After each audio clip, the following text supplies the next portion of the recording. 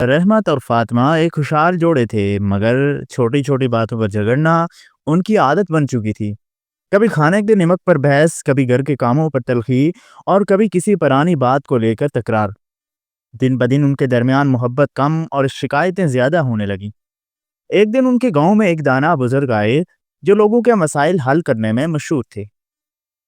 فاطمہ نے شکایت کر دی، بابا جی، میرے شوہر میری بات نہیں سمجھتا، ہر وقت بحث کرتا ہے۔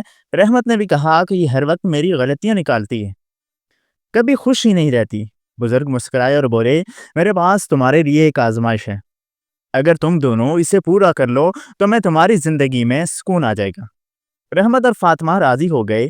بابا جی نے انہیں ایک مٹی کا دیا دیا اور کہا، اس دیے کو 7 دن تک جلتا رکھنا، اگر بجھ گیا تو تم دونوں کو ایک 2 دن کے لیے الگ رہنا پڑے گا۔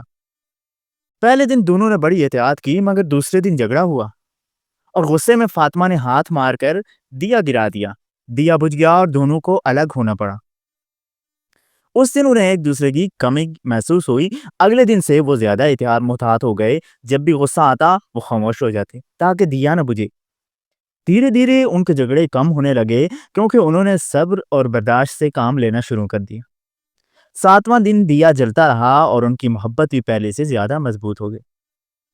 اسی لیے کہتے ہیں کہ گھر کی خوشحالی محبت اور برداشت سے ہوتی ہے، نہ کہ غصے اور ضد سے۔ اگر ہم ہر وقت لڑنے کے بجائے ایک دوسرے کو سمجھنے کی کوشش کریں تو رشتے زیادہ مضبوط ہو جائیں۔